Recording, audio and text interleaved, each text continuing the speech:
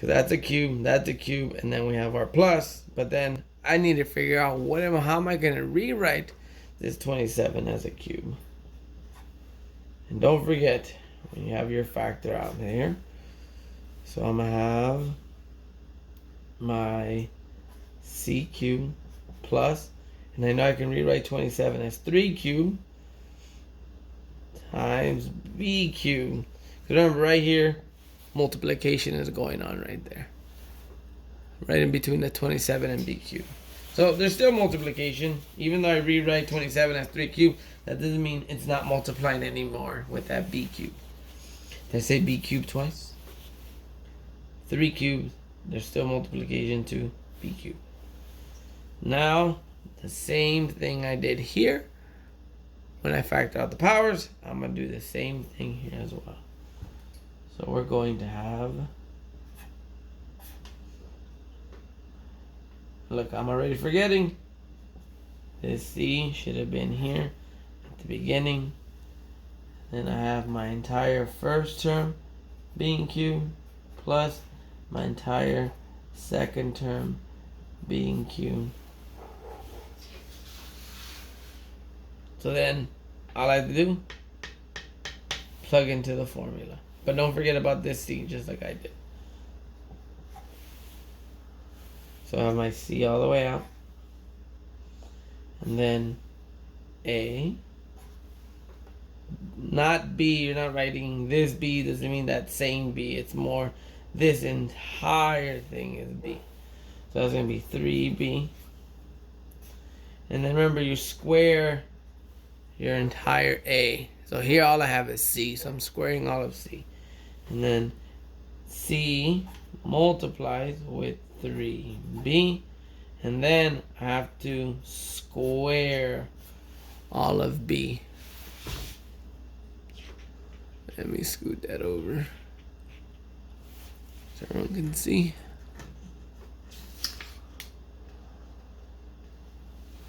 So we have our soap. Same, it was plus, opposite, always positive. Now you just want to simplify. So we have c plus 3b, c squared minus 3cb. And this is the one you need to stop. And remember this rule we wrote up here, that you're going to distribute that power if they're multiplying inside. Since they are, I'm going to apply this to both. So that's going to be 3 squared is 9 times b squared. And even though in here you see there's a quad, this is prime, that's prime, this is a trinomial, there's no GCF, it's not 4 terms, but there is 3 terms. But when you do your X method, 9 goes up here and 3 will go at the bottom. There's no two numbers that can multiply to 9 and add up to 3 at the exact same time. So this would be your final answer. And the difference of cubes works the same way. If you want, put a negative right here and see if you can, well, how would this change? So put in, change this to a minus, and then see what you get. So try that. But those are our 3 or different factoring steps. So let's look back. Let me pull it up. GCF, 4 terms, 3 terms, 2 terms. Remember, we went slow through these parts, but we needed it for when we were solving equations. We have to be able to knock it out quickly. So let's look at that. Since we just did all this, let's look at our quadratic equations. And remember, some of these quadratic equations you can solve by factoring. If not, we have to resort to the quadratic formula, which we need to remember a little bit about radicals. But we can do all that now. So let's see this. All right. If you're wondering how that happened so fast, I learned how to pause the video. So just so I can switch them quicker.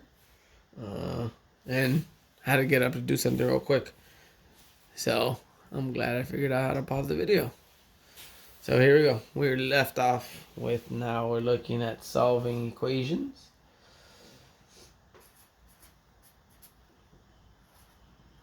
We're going to solve. And technically we're looking at solving quadratic equations, but then I did say that whenever you're dealing with any equation when the power is greater than 1, again, polynomials, so there's x's, y's, you're always going to, remember we use a zero, we try to do a zero factor, we always move everything over to be equal to 0, because we're trying to use the zero factor property, which remember was if a times b is equal to 0, then a is equal to 0, or b is equal to 0.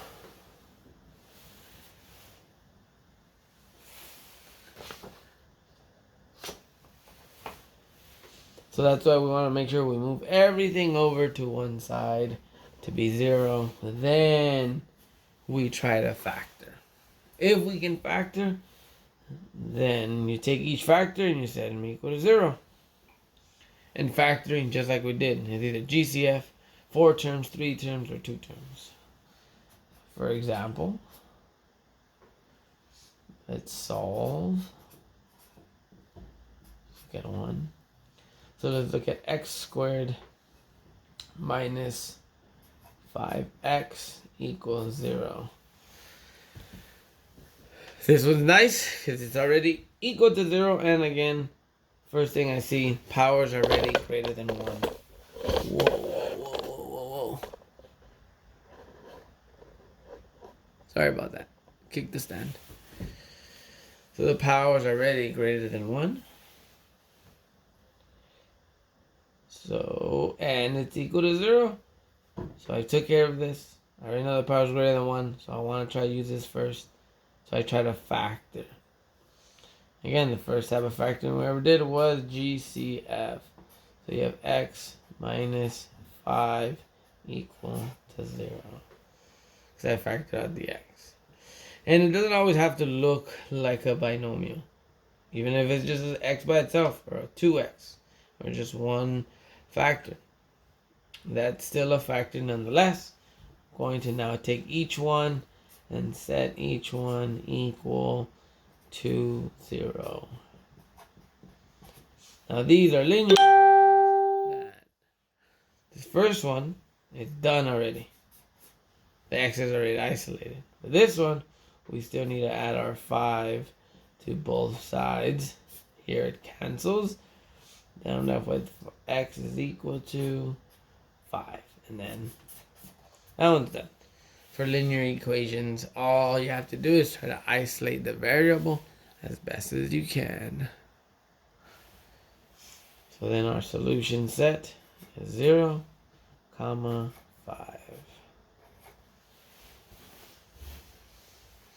Alright, you can always check your solution. So that's the nice thing about these. You can always check them on your own. So I can check 0. So see, and remember, you always want to plug back into the original one. So let's say I have 0 squared, so I'm plugging in, minus 5 times 0. So you know 0 squared is 0.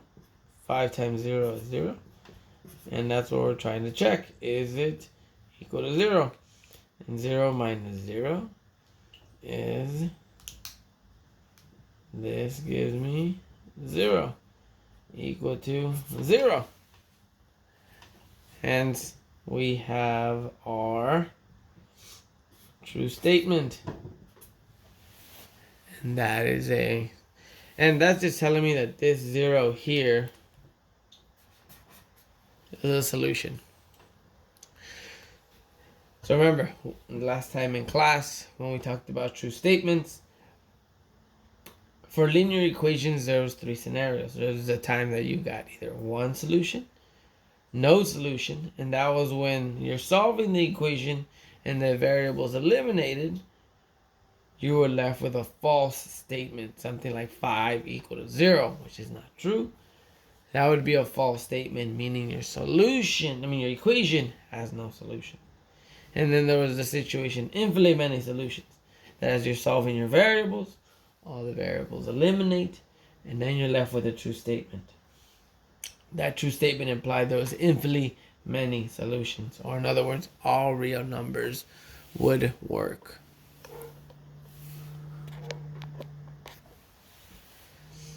But this true statement is just by we got an actual solution and we're just checking it. So don't mix those ideas up together.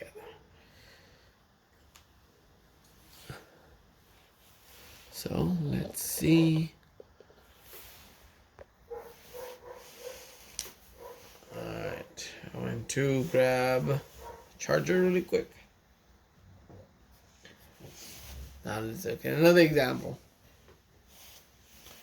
So this one at first glance, we don't actually see a square or a power. Everything looks like it has a power of 1. So at first glance it doesn't really seem like a quadratic equation. An equation has a power greater than 1. But to be able to solve for a variable, we want to isolate it. So you want to distribute this x to be able to get that x out of the parentheses so you can start trying to solve it. But when you distribute, you notice something important. You end up with x squared minus 6x equals -10. And now you can see that we have a quadratic equation. And again, it doesn't always have to be quadratic. It could have a cube, it could have a 4th power or 5th power. Every time you see anything other than the power of 1 bigger than that, you resort to trying to use the zero factor property. At least start with setting everything equal to 0 first. And don't forget, we usually want our leading term to be positive. Just because it makes things nicer and we don't want to be dealing with moving too many things around. We can move over our 10 just by adding 10 to both sides. So then we're left with x squared minus 6x plus 10 equal to 0. So then, just like the last one, the first thing we should look for is if there's a GCF. Which x, no x is here. These have a 2, but that doesn't have a 2. So then there's no GCF. We'll go to 4 terms. 1, 2, 3. There's no 4 terms. And then we're at 3 terms. Which we have 1, 2, 3. And I can try using max. So then my number goes 10 here. And then I have -6. Hopefully you can see that. Then I want to think of 2 numbers that can multiply the 10 but add up to 6. Remember, the only factors that 10 has, I'll do it up here, so I have room, is 5 and 2. And of course there's always that 1. So 10 times 1 is 10, but that's not going to add up to -6. Even if you make one of these negatives, that either ends up giving you -9 or -11, which is not -6. Same with 5 and 2. 5 times 2 is 10, but they add up to 7. Even if you make one a negative or both of them negative, you either get -7 or you can get a -3 or +3, but you are not able to actually get anything that adds up to -6. When we were factoring, we would just say this was prime, and we would stop here, and we'd just box it and say it's prime and then not do anything else. But this is an equation. Since it's an equation, I actually have to keep going. But the fact that it's already set equal to 0, it's already set up for the next method of solving this quadratic equation. And that's using a quadratic formula. And remember the quadratic formula? Let me do it in a different color. Let's get creative. I have a million colors here. Let's do -b plus or minus the square root of b squared minus 4ac all over 2a.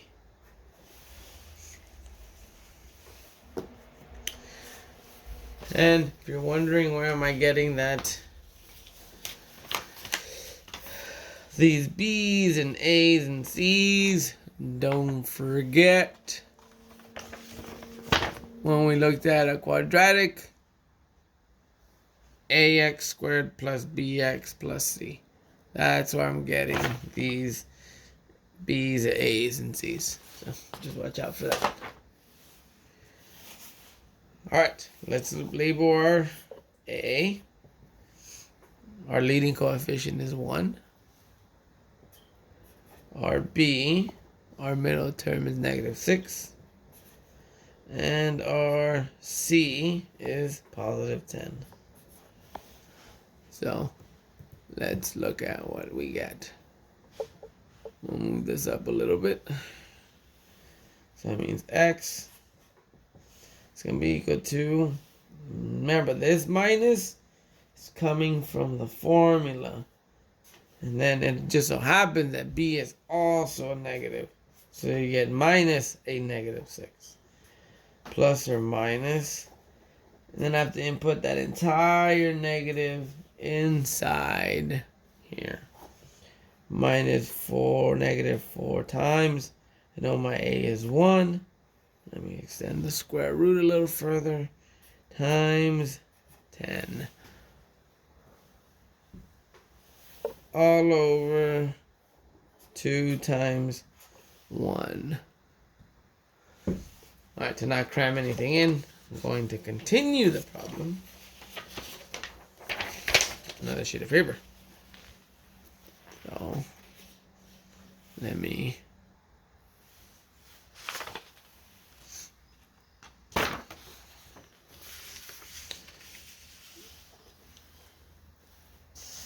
I know this is going to help. I don't want it to fall on me.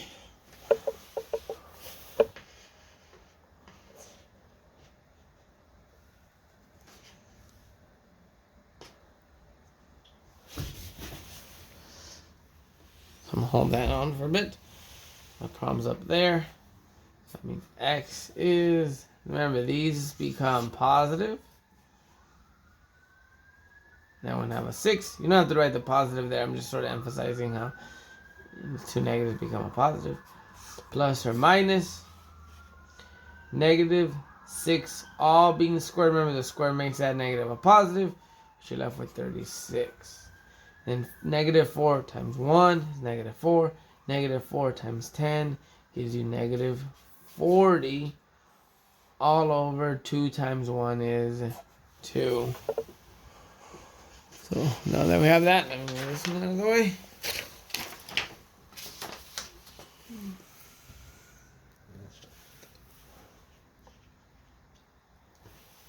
And then we have is going to give us 6 plus or minus the square root of -4.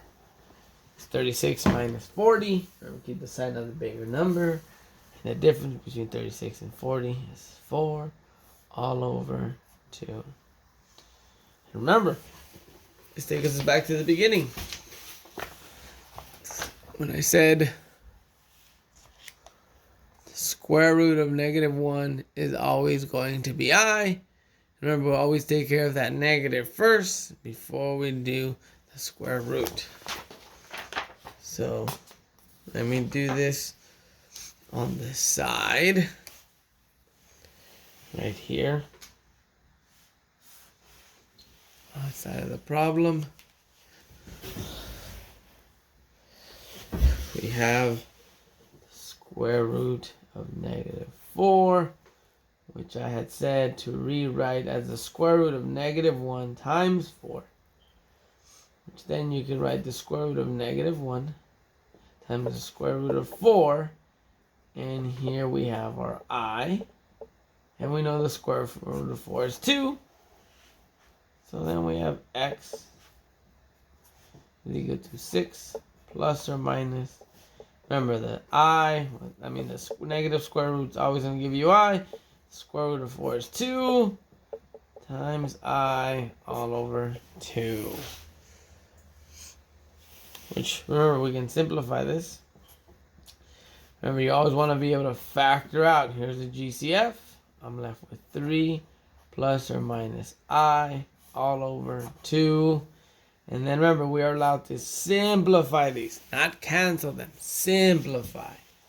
Because 2 divided by 2 is 1. Nothing's canceling like in something else we did. Like 5 minus 5 gives us 0. That is canceling. This is simplification. So we come to the end and we have that x is, remember there's 2 of them, plus or minus. So there's 3 plus I and there's a 3 minus I, which you can also write as a solution set of 3i, 3 minus I. And that's pretty much it for whenever you're dealing with any equation greater than 1. You want to set it equal to 0 first, and then try to factor. And factoring either GCF, 4 terms, 3 terms, 2 terms, and then if you can't, you're not just going to say it's prime and then just move on. You have to remember to do the quadratic formula. And then you might end up with negatives, so don't forget how to handle the negative square root. So that's important. Since we just looked at the square root, let's just talk about a couple more things that we did with these square roots, with these radicals.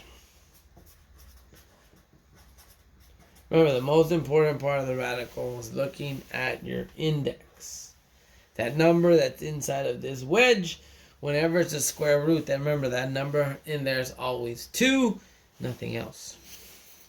Unless it's that you wrote the actual 3 or 4 or 5 or so on.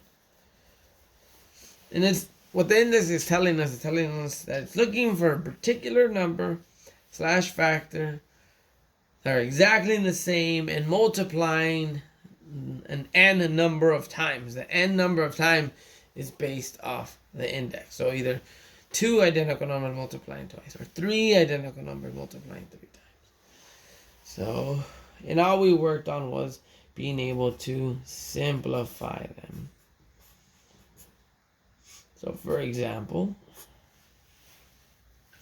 let's say we have the square root of 8x squared y cubed.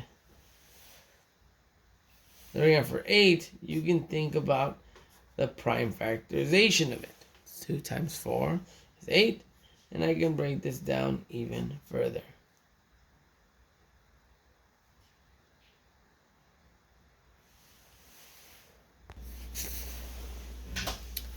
We can write our prime factorization.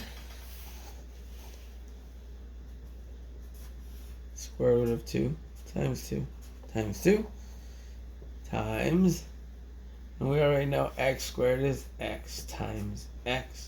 We have y times y times y. So, and then the index of 2 is looking for pairs of numbers.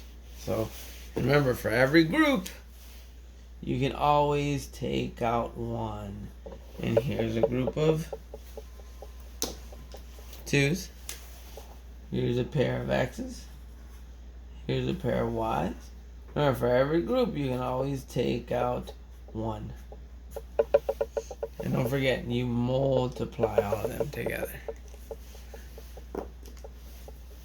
That leaves us with 2xy square root. I still have the square root because I still have things left behind. And it's like 2y. And the same goes for any cube root or fourth root or fifth root. I'm not going to get too into that. But for any cube root, we have 27x squared y to the 4th z cubed. And it's always nice to do this because it helps you see how many numbers there are. So for example, if I take 27, I'll do up here where I have room. I know 27 is 3 times 9, which then breaks down to 3 times 3. And I know this is a bad example, because the index of 2 is not looking for the number 2 twice. But it came out fine. Looking for any 2 numbers that are the same. That can be 2 2s, it could be 2 3s, or 2 4s, or 2 5s. Same thing with the index of 3. That's looking for 3 numbers that are exactly the same and multiplying. That could be 3 3s, or 3 4s, or 3 5s, or 3 6s, 3 7s. It just has to be 3 numbers that are exactly the same. It doesn't have to be 3. But it turns out,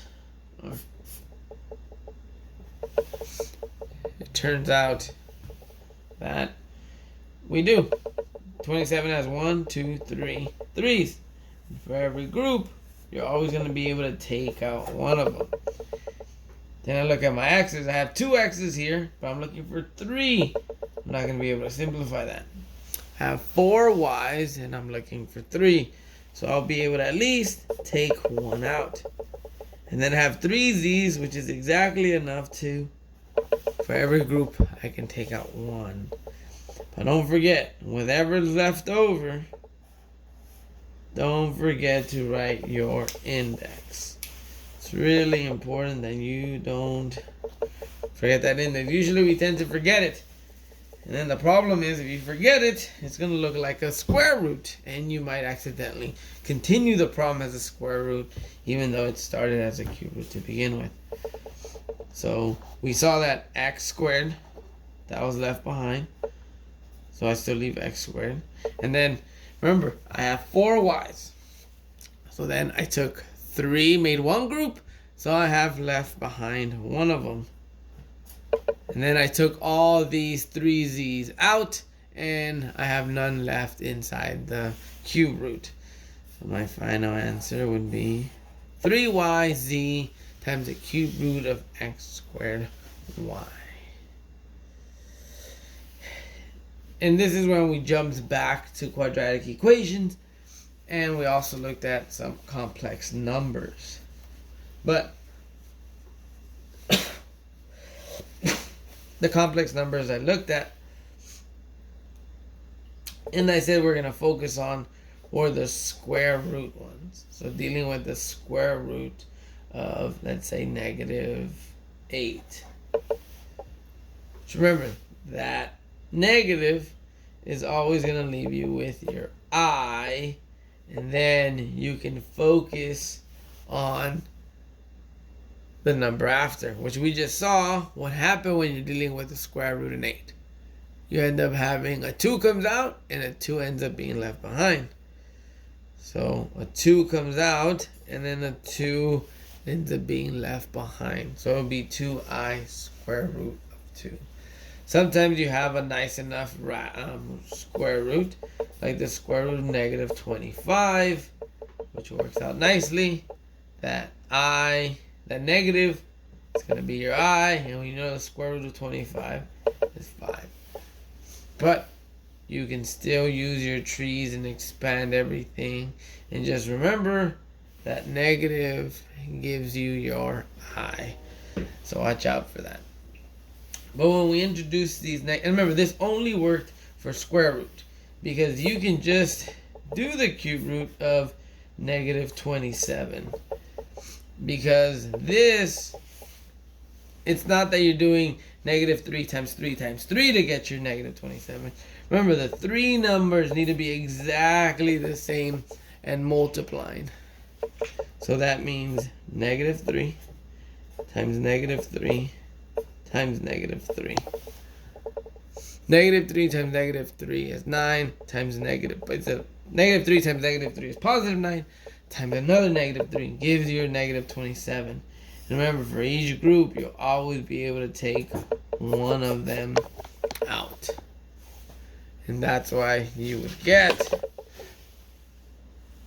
for this, for the cube root of negative 27, you actually get an answer. Or the square root of a negative 4, negative 25.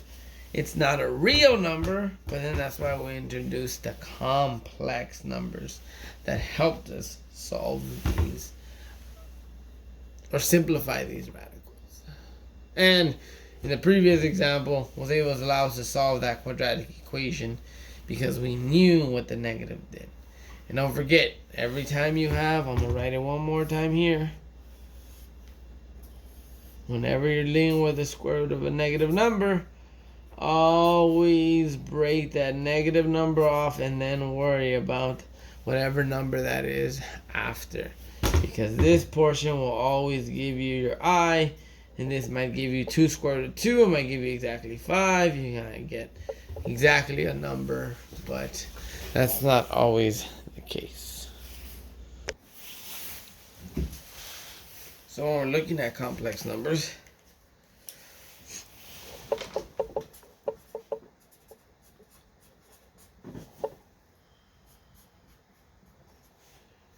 remember, they always have to be in the A plus BI form. You have to be able to notice the real part and the imaginary part.